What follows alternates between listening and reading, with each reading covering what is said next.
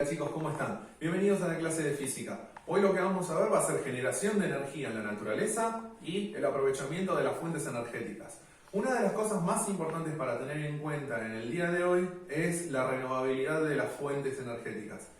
Es decir, trabajamos con dos tipos de fuentes energéticas. Por un lado, las renovables y por otro lado, las no renovables.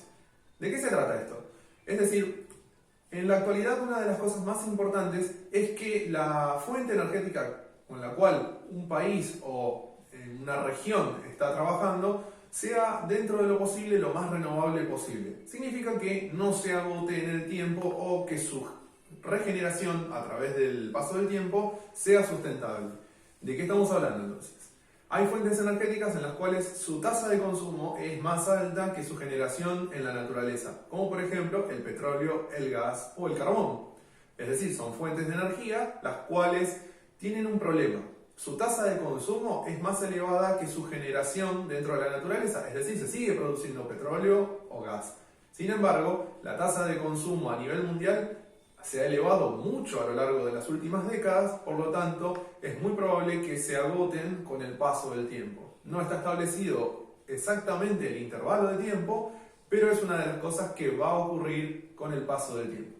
Entonces, el día de hoy se está tratando de trabajar con fuentes renovables, es decir, que no se agoten en el tiempo a lo largo de las décadas.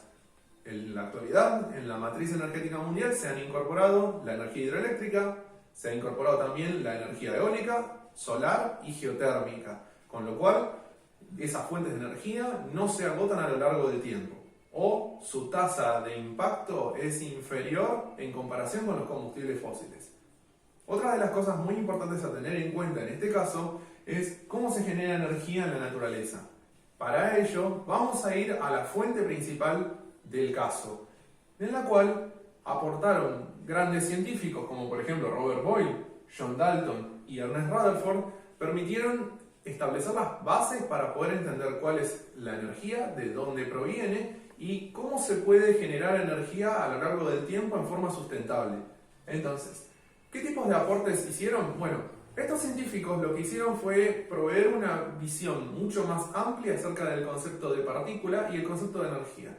¿Qué es lo que hizo cada uno de ellos? Bueno, Robert Boyle es el primer científico que incorporó el término de elementos químicos en lo que conocemos en la actualidad, que son los que se encuentran en la tabla periódica.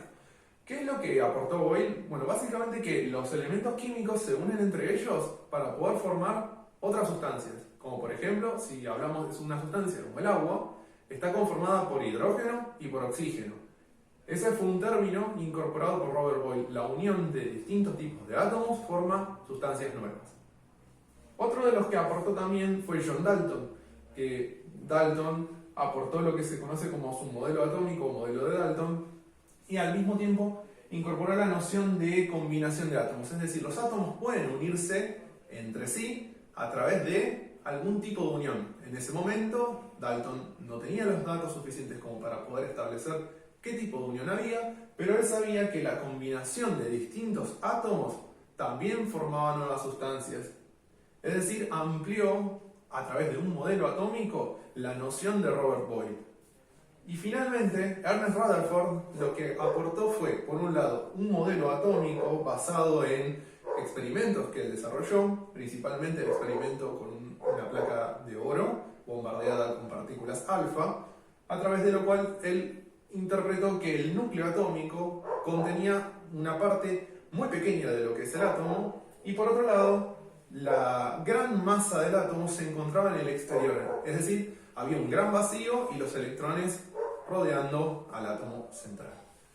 Entonces, otra de las cosas que él también aportó es el concepto de absorción de energía, es decir, los electrones, no estamos hablando de ni los protones ni los neutrones, solamente los electrones tienen la capacidad de absorber energía, es decir, pueden absorberla mediante ¿qué? Mediante principalmente calor o puede ser a través de impulso eléctrico, por ejemplo, en la cual Rutherford lo que incorporó fue la noción de que los electrones podían absorber energía y pasar a capas superiores. Recordemos que los electrones se encuentran en capas. Esas capas van desde el interior hacia el exterior de lo que es el átomo en sí. Y mientras uno se aleja más puede ir incrementándose el nivel de energía de los electrones. Si yo le aporto energía a un electrón, ese electrón puede pasar de una capa a otra. Esa noción permitió entender principalmente las nociones más generales de lo que es la energía nuclear, es decir, una forma de generación de energía a través del uso de un material radioactivo, gracias a los aportes de Ernest Rutherford. Espero que les haya ayudado, nos vemos la próxima.